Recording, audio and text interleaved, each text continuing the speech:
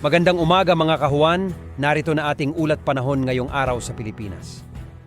Yung latest location natin para kay Bagyong Pepito as of 4 a.m. today ay dito sa 305 kilometers silangan ng Katarman, Northern Samar. Patuloy pa yung paglakas nito at sa ngayon as of 4 a.m. may taglay na itong lakas ng hangin na malapit sa gitna na umaabot ng 175 kilometers per hour at pagbugso na umaabot ng 215 kilometers per hour. Patuloy yung paggalaw nito west-northwestward sa bilis sa 25 kilometers per hour. At ito nga si Ophel, isa pa ring tropical storm. Latest location naman natin ay nasa line 240 kilometers northwest ng Itbayat, Batanes. May taglay na lakas ng hangin na malapit sa gitna na umaabot ng 75 kilometers per hour, pagbugso na umaabot ng 90 kilometers per hour. Mabagal itong gumagalaw pa north-northeastward ng mabagal. At sa ngayon, nagdudulot pa rin itong si Ophel ng mga kaulapan at mga kalat-kalat na pag-ulan sa areas ng Batanes at Babuyan Island. Samantala, itong si Bagyong Pepito, makikita natin dito sa ating latest satellite images, itong mga makakapal na kaulapan dito sa periphery ng bagyo ay nagsisimula ng umiral dito sa malaking bahagi ng Kabikulan, pati na rin dito sa ilang areas ng Samar Island. At inasahan nga natin sa patuloy na paglapit ni Pepito, malaking bahagi na ng Luzon, including Metro Manila, makakaranas ng makulimlim na panahon ngayon. Masungkit na panahon na ating inaasahan na silang bahagi ng Luzon and Visayas. At ito yung ating latest track and intensity forecast para kay Bagyong Ophel. So inaasahan pa rin natin na magpapatuloy yung pahilagang silangan na paggalaw na nasabing bagyo at posible itong dumaan or maapektuhan itong southern portion ng Taiwan. And for the remainder of the forecast period, makikita natin patuloy na yung paghina nito. Possible within the next 12 hours, tropical depression na lamang ito. Possible downgrading into a low pressure area bukas or posibleng mas maaga. So habang nasa loob ito ng ating Philippine Area of Responsibility, malulusaw na itong si Bagyong Ophel.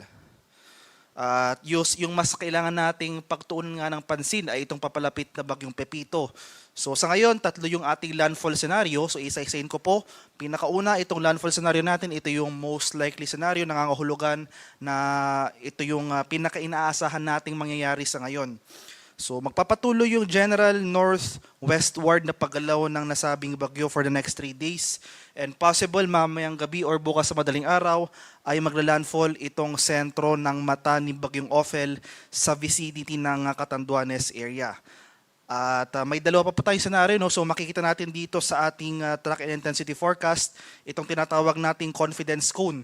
Nasasakupan pa rin ito ang malaking bahagi ng Eastern Luzon, as well as itong eastern section ng Central and Southern Luzon. So inaasahan natin, may mga scenario pa tayong tinitignan na ukol para dito sa ating landfall. So yung pangalawa nating landfall scenario, posible pa rin yung landfall dito sa silangang dagat baybayin o yung eastern coast ng Camarines Sur, pwede rin dito sa eastern coast ng Albay, or eastern coast ng Sorsogon, possibly tonight or bukas rin na madaling araw. So hagip po itong areas na ito ng confidence cone.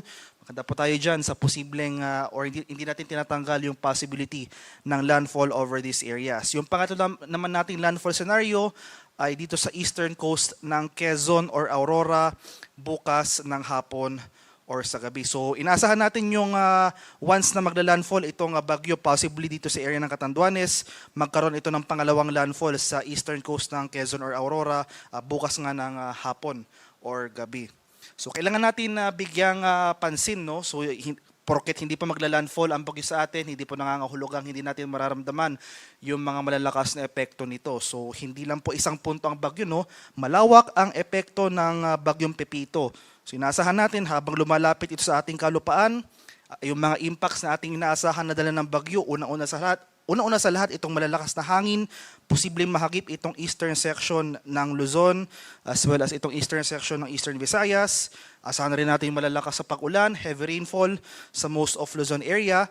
At pangatlo, nandyan rin yung posibilidad ng storm surge o yung daluyong ng bagyo, especially sa mga low-lying or coastal areas. At inaasahan nga natin na magpapatuloy, so habang nasa karagatan itong si Bagyong Pepito, magpapatuloy yung paglakas or intensification nito. Possible, mas mag-intensify pa ito into a super typhoon category sa mga susunod na oras prior to landfall sa mga areas na nabanggit ko. And after landfall, inaasahan nga natin ang slight weakening or bahagyang paghina ng bagyo, possible by Monday. humina ito bilang isang severe tropical storm na kung saan nasa labas na ito na ating Philippine Area of Responsibility. At dahil nga mas lumapit na itong sentro ni Bagyong Pepito sa ating kalupaan, nagtaas tayo ng tropical cyclone wind signal number 3. So as of 5 a.m. today. So may palugit po tayo, no? Warning lead time na 18 hours. So asahan natin itong mga malalakas na hangin sa areas under wind signal number 3. As of 5 a.m., may signal number 3 sa Catanduanes, sa eastern portion ng Albay, sa eastern portion ng Camarines Sur, sa easternmost portion ng Sorsogon, at itong northernmost portion ng eastern Samar. At inaasahan natin, may signal number 2 tayo as of 5 a.m. today dito sa nalalabing bahagi ng Camarines Sur, sa rest of Albay, rest of Sorsogon, dito sa Ticao Island, sa lalawigan ng Camarines Norte, at itong easternmost portion ng mainland Quezon. So kabilang na dyan dito ang Polillo Islands. May signal number 2 rin tayo sa ilang areas ng Visayas, itong northern portion ng eastern Samar, dito sa northern portion ng Samar, at sa nalalabing bahagi ng northern Samar. At signal number 1 naman, may palugit or warning lead time ng 36 hours. So itong mga areas na ito possible, no? Wala pa tayong nararanasan pagbugso ng hangin. Pero ayun nga po, dahil sa lead time for the next 36 hours, magsisimula tayo makakaranas ng mga malalakas na hangin na dala ng papalapit na Bagyong Pepito. So nalalabing bahagi ng Masbate, including Boreas Island, dito sa area ng Marinduque, nalalabing bahagi ng Quezon, dito sa area ng Laguna, sa Rizal, dito sa Cavite, sa Batangas, Metro Manila, sa area ng Zambales, Bataan, Bulacan, Pampanga, Tarlac. May signal number 1 rin dito sa area ng Nueva Ecija, sa Aurora, Nueva Vizcaya, dito sa area ng Quirino, dito sa bahagi ng Isabela, central and southern portions ng Cagayan, Pangasinan, La Union, Ilocos Sur. May signal number 1 rin dito sa area ng Abra, southern portion ng Apayao, Kalinga, Mountain Province, Ifugao, at sa Benguet. Sa areas naman ng Visayas at sa Mindanao, may signal number 1 rin dito sa nalalabing bahagi ng Eastern Samar, nalalabing bahagi ng Samar, dito sa Biliran, northern and central portions ng Leyte, dito sa northeastern portion ng southern Leyte, northernmost portion ng Cebu, including dito sa area ng Bantayan Islands, itong northernmost portion ng Iloilo, at itong northern portion ng Dinagat Island sa bahagi ng Mindanao. Kaya sa mga nabanggit ko pong lugar, especially areas under wind signal number 2 at wind signal number 3, asahan natin na mas makakaranas na tayo ng mga malalakas sa pagbugso ng hangin dahil malapit na nga itong sentro ng mata ni Bagyong Pepito sa ating bansa. Kaya maghanda na tayo, patuloy tayong maghanda sa banta ng mapaminsalang hangin na dala ng papalapit na Bagyong Pepito. In terms naman of heavy rainfall o yung mga malalakas sa pag-ulan na dala ng bagyo, as early as today, so lumalakas na yung mga pag-ulan nating inaasahan, intense torrential rains. Ito yung mga areas shaded by red dito sa area ng Catanduanes. Heavy to intense rains, areas shaded by orange. So inaasahan natin for today dito sa area ng Camarines Sur, Northern Samar, at Eastern Samar.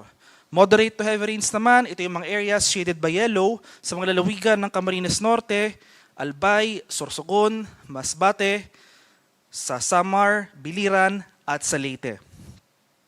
At habang papalapit na nga yung sentro ni Bagyong Pepito dito sa area ng Luzon, so inaasahan natin mas lalakas pa yung mga pag-ulan sa silangang bahagi ng Luzon area, at malaking makikita natin nung malaking bahagi na ng Luzon may kulay. So ibig sabihin po nito, most of Luzon area makakaranas na ng malalakas sa pag-ulan.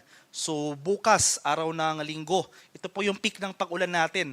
At ito yung time period kung saan pinakamalapit yung sentro ni Bagyong Pepito at magsisimula na itong baybayin ang malaking bahagi ng Luzon area. So inaasahan natin, intense torrential rains. Muli, ito po yung areas shaded by red sa lalawigan ng Aurora at sa area ng Quezon.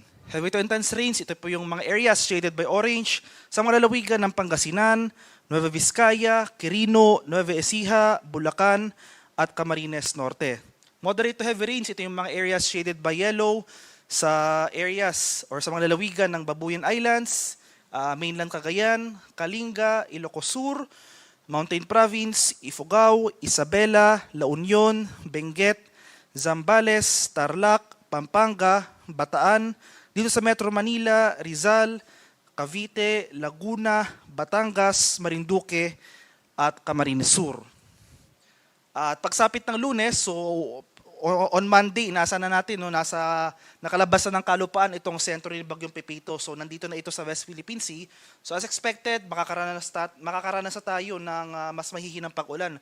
Unti-unti nang hihina yung mga pag-ulan na ating mararanasan, mababawasan na rin yung mga areas na makakaranas ng pag-ulan. Gayunpaman, inaasahan pa rin natin, magkaroon man tayo ng mahihinang pag-ulan dito sa ilang bahagi ng Luzon dahil nga inaasahan natin itong significant rainfall in the coming days, possible maging saturated na yung mga lupa dito. So mataas pa rin yung chance ng mga pagbaha on this area. So nevertheless, on Monday, moderate to heavy rains ang ating inaasahan sa mga lalawigan ng Ilocos Sur, La Union, Pangasinan, at sa Zambales. Ngayon pa lamang, especially sa mga lugar ko pong nabanggit, yung mga areas shaded by orange as well as yung mga areas shaded by red, intense to torrential rains pong ating inaasahan doon. Heavy to intense rains rin ang ating inaasahan on some of those areas. Maghanda na tayo ngayon pa lang sa mga banta ng pagbaha at pagguho ng lupa dahil inaasahan natin itong mga malalakas sa pag-ulan na dala ng Bagyong Pepito as early as today. Magpapatuloy po yan hanggang bukas. At isa pa ito sa mga impacts na kailangan nating paghandaan na dala ng papalapit na Bagyong Pepito. So itong storm surge o yung daluyong ng bagyo, yung latest issuance po natin ng storm surge warning as of 2 a.m. today. Inaasahan natin ang mahigit 3 metrong taas ng daluyong ng bagyo sa ilang coastal communities ng Quezon Province. So yan ay sa mga bayan ng Calauag, Gumaca, Lopel, Plaridel at sa Quezon. 2.1 to 3 meters naman na taas ng storm surge ang ating inaasahan sa mga coastlines ng Albay, dito sa area ng Aurora, sa bayan ng San Juan, dito sa bahagi ng Batangas, sa area ng Camarines, sa mga coastlines ng Camarines Norte, Camarines Sur, dito sa Catanduanes, sa Eastern Samar, sa bahagi ng Isabela, Northern Samar, ilang coastlines pa ng Quezon Province, as well as itong area ng Sorsogon. 1 to 2 meters naman ng storm surge height or daluyan ng bagyo ang ating inaasahan sa coastlines ng Bataan, dito sa Batangas, some areas of Bulacan, dito sa area ng Cavite, Ilocos Norte, Ilocos Sur, sa bahagi ng La Union, sa coastlines ng Marinduque, dito sa Masbate, sa Metro Manila, dito sa Pangasinan, Pampanga, sa coastlines of Samar, dito sa Sorsogon, at sa bahagi ng Zambales. Kaya sa mga nabanggit ko pong lugar, especially itong some parts of Quezon Province, no? So ngayon pa lang, maghanda na po tayo, lumikas na po tayo, especially yung ating mga kababayan sa low-lying or sa mga coastal areas dahil nga inaasahan natin ang pagtaas ng ating mga alon sa mga areas na ito. So makipag-ugnayan po tayo sa ating mga lokal na pamahalaan para mapaghandaan itong storm surge. So itong storm surge, isa po ito sa mga pinakamapanganib na epekto ng papalapit na bagyo. So wag na po nating antayin na lumapit pa ang sentro ng bagyo sa ating locality. Ngayon pa lamang, nag-issue na po tayo ng storm surge warning. Inulit ko po, itong area ng Quezon Province, some coastlines along this area, maghanda po tayo sa banta ng storm surge ngayon pa lamang. And sa kalagay naman ating karagatan, as of 5 a.m. today, may nakataas na tayong gale warning sa malaking bahagi ng Eastern Southern Luzon as well as Eastern Visayas. So isa-isain ko po, may gale warning tayo sa lalawigan or sa coastlines or coastal areas sa Catanduanes, itong northern and eastern coasts ng Camarines Sur, itong northern coast ng Camarines Norte, may gale warning rin dito sa Northern Samar, eastern coast ng Eastern Samar, eastern coast ng Polillo Islands, sa bahagi ng Albay, Sorsogon, pati na rin dito sa Ticao at Burias Islands. Kaya sa ating mga kababayang mangingisda at may mga maliliit na sasakyang pandagat sa mga areas na ito, huwag po muna tayong pamalaot dahil makakaranas tayo ng maalon hanggang sa napakaalong karagatan na dala ng papalapit na Bagyong Pepito. At ito naman yung mga lugar na outside gale warning areas. Makakaranas pa rin tayo ng maalong karagatan sa mga dagat baybay ng Dinagat Islands and Northern Quezon, seaboards of Isabela, Surigao del Norte, including Siargao and Bukas Garandi Islands, remaining seaboards ng Polillo Islands and Quezon, Bicol Region and Eastern Visayas. Maalong karagatan rin na ating inaasahan sa eastern seaboards ng Cagayan, Babuyan Islands, seaboard of Surigao del Sur, seaboards of Marinduque, Romblon, and northern Cebu. Kaya sa ating mga kababayang maglalayak sa mga areas na ito, iba yung pag-iingat rin sa banta ng maalong karagatan na dala ni Bagyong Pepito.